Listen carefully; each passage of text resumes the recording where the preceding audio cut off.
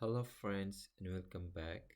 Today I'll show you one of my repositories I have created on my GitHub account, and I'm gonna share the link with you guys in the video description. You can click the image by click or drag and drop.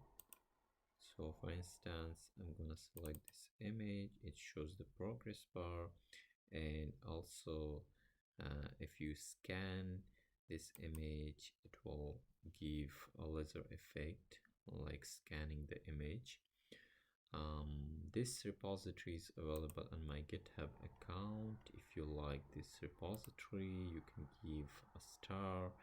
You can share with your friends. You can use for your projects. And if you would like to have collaboration on this repository or any other repositories on my GitHub account, you can send me pull requests. And also guys, don't forget to subscribe to my channel for more such kind of videos.